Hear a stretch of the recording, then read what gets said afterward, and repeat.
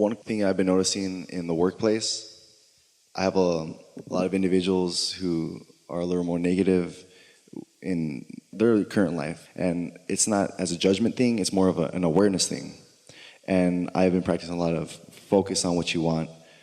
Don't allow the negativity in your life to come in, because it can lead you to a downward momentum. And I have a conflict within me where it's, do I speak up about positivity, or is that just going to create more contention?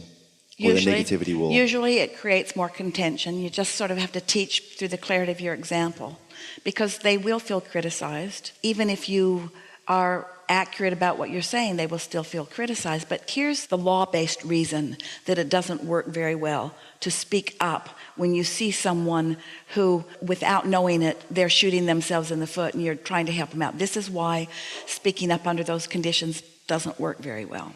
When you're focused upon what you know they don't want, and you therefore call their attention more to it, it's like trying to deal with it through action rather than through energy alignment. It's like jumping in with the action, because the words in that case are like jumping in with the action. So what you would be better to do is to step back from it, take your attention away from it as much as you can.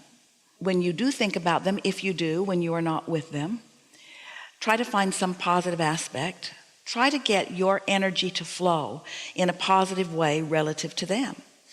A very simple tool is to take a notebook and just intend to fill it up one page at a time with positive aspects about your coworkers. So choose the one that's easiest, not the one that's most difficult first. Put their name at the top of the page, and then just softly focus upon the positive aspects that you feel about them, so that what happens is now you have cleaned up your vibration, because they are like a contrasting microcosm of reality.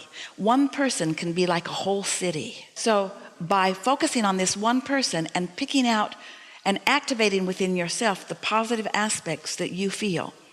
Now, one time doing that won't accomplish much, but if you really care about your alignment, and this is someone that you can't take your attention away from because you work with them on a regular basis. You have to make a decision and line up with the decision.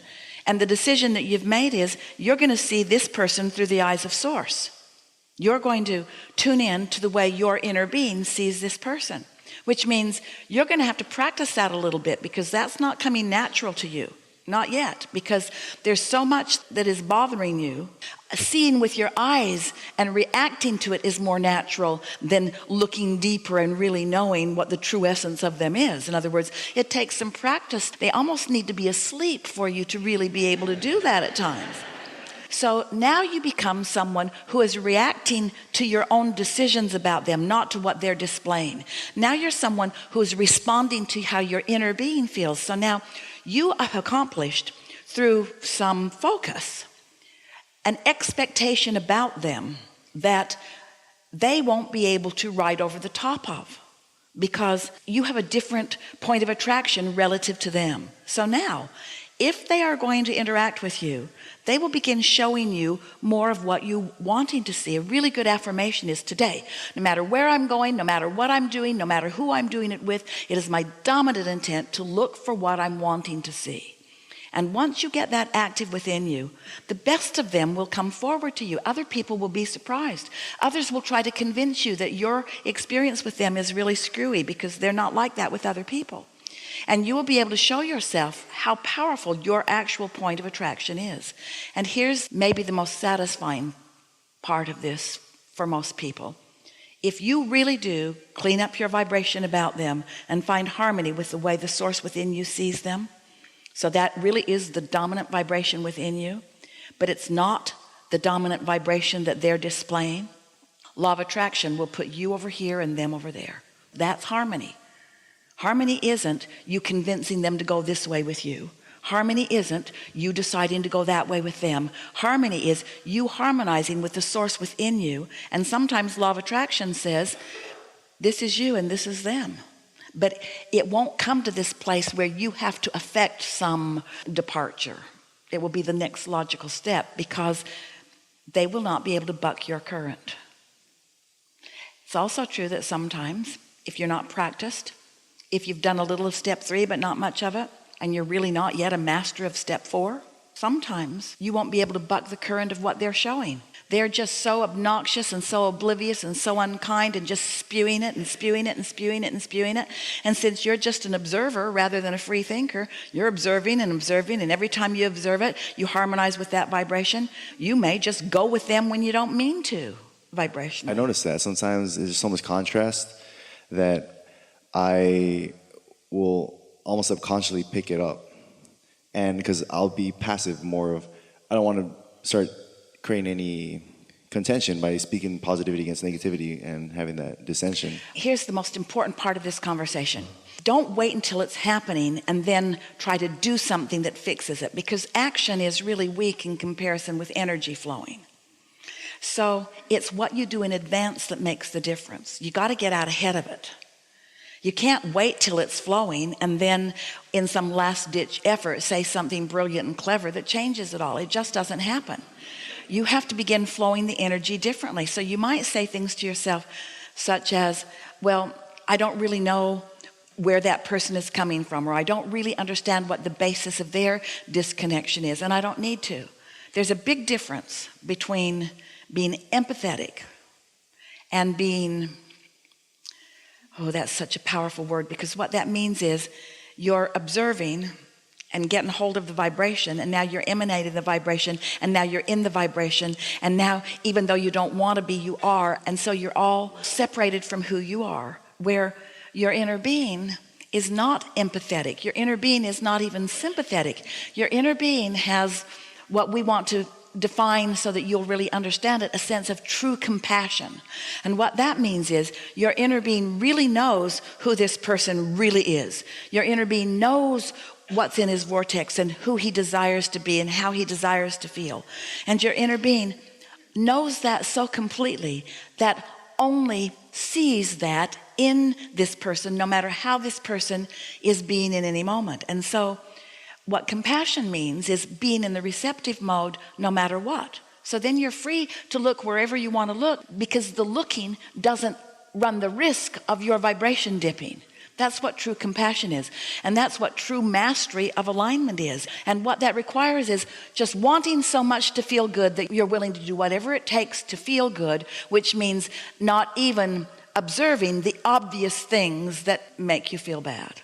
And there are some people that say, oh, well, that's not very objective, or you mean you want us to put our head in the sand and just not notice? And we say, if you understand law of attraction as it is, and if you understand that whatever is active in you, no matter how it got there, doesn't matter why what's active in you is active within you, if you focus on someone that makes you feel uncomfortable, then the reason you feel uncomfortable is because you joined that person in their vibration and left your inner being and their vibration.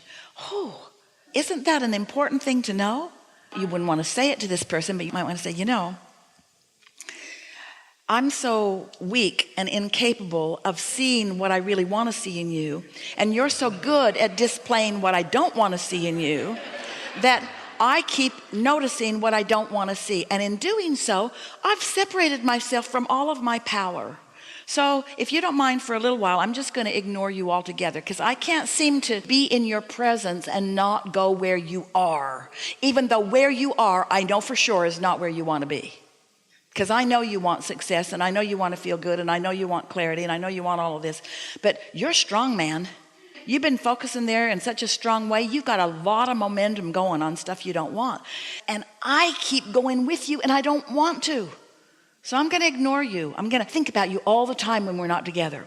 I'm going to think about who you really are, how smart you really are, how capable you really are, how much is in your future. I'm going to fantasize about your success. I'm going to feel your happiness even when you're not living it. I'm going to practice the version of you that I know that you want to live and that I want you to live until it's my version. And then you won't be able to get me.